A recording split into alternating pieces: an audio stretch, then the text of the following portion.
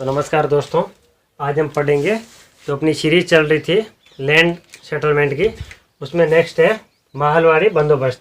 इसमें क्या है, महल का मतलब है, महल का अर्थ होता है गांव। महल का मतलब गांव। इसमें क्या है, भूमि कर की इकाई के रूप में गांव या महल को माना, मतलब एक गांव को एक भूमि का इकाई माना।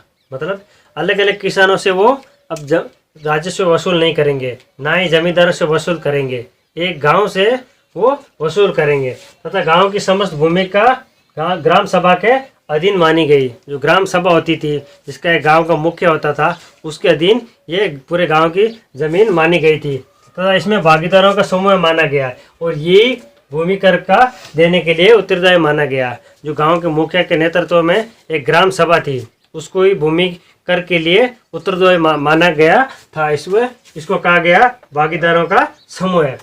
इसको लागू करने के क्या क्या कारण थे, इससे पहले हम चर्चा करेंगे ये कहाँ कहाँ पे लागू किया। ये लागू किया आगरा, अवध, पंजाब तथा मध्य प्रांत में ये लागू किया गया, क्योंकि साउथ इंडिया में ऑलरेडी जो रेतवारी बंदोबस्त था उसको लागू किया गया था, जो डायरेक्ट किसानों को भूस्वामी माना गया। तथा जो बंगाल, उड़ीसा, बिहार था, वहाँ पे जो परमानेंट सेटलमेंट लागू किया था, उसमें जमींदार को जमीन का मालिक माना गया था। लेकिन इसमें किसको जिम्मेदार ठहराया गया, एक गांव को इकाई माना तथा ग्राम सभा वो इसकी जो मुखिया था उसके नेतृत्व में ग्राम सभा होती थी, वो इसको जमा करवाती थी राजस्व को इकट्ठा करके किसानों से। तो इसके क्या कारण थे? कारण ये था कि औद्योगिकरण की मांगों को पूरा करना तथा बढ़ते साम्राज्य का खर्च उठाना, क्योंकि बंगाल में फिक्स कर दिया था तथा रेतवारी भी उतना लाभकारी हुई नहीं, क्योंकि किसानों को उत्पादकता का उतना ध्यान नहीं दिया, गवर्नमेंट द्वारा प्रोत्साहन नहीं दिया गया।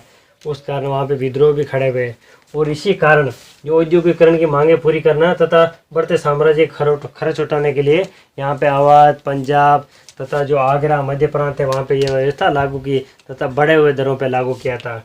इसके गुण क्या था? इसमें भूमि की उत्पादक क्षमता की जानकारी प्राप्त करना। इसमें क्या है, भूमि की जो उत्पादन क्षमता, अलग अलग जगह की भूमि की उत्पादन क्षमता क्या है तथा उसी उत्पादन क्षमता के आधार पर भू राजस्व को निश्चित किया गया था। इसका सबसे बढ़िया पॉइंट यही है, लगान राशि उत्पादन क्षमता के आधार पर निश्चित किया गया। भूमि सर्वेक्षण करवाया तथा उसका आधार पर उसका राजस्व फिक्स किया गया।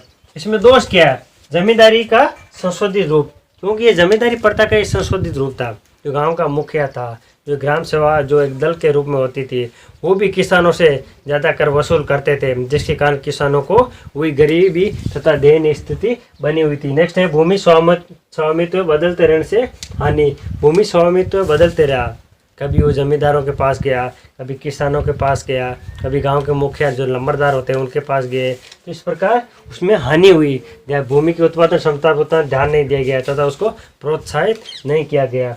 नेक्स्ट है गांव के नंबरदारों को विशेष अधिकार। जो गांव के मुखिया वगैरह होते थे, जिनको जो दायित्व सौंपा गया कि आप राजस्व जमा करोगे, उनके विशेष अधिकार बढ़ते गए तथा जो किसान थे उन पे वो अपने अत्याचार करते रहे। नेक्स्ट है जमींदारों की अवहेलना। इसमें जमींदार वर्ग था, उसकी अवहेलना हो गई, क्योंकि जो राजस्व वसूलना तथा संग्रहण करने का काम अभी किसानों के जो मुखिया होता था, ग्राम मुखिया, उसको दिया गया, जो ग्राम सभा के अंडर में होता था उसको दे दिया गया, जिसके कारण जमींदारों की अवहेलना हो गई।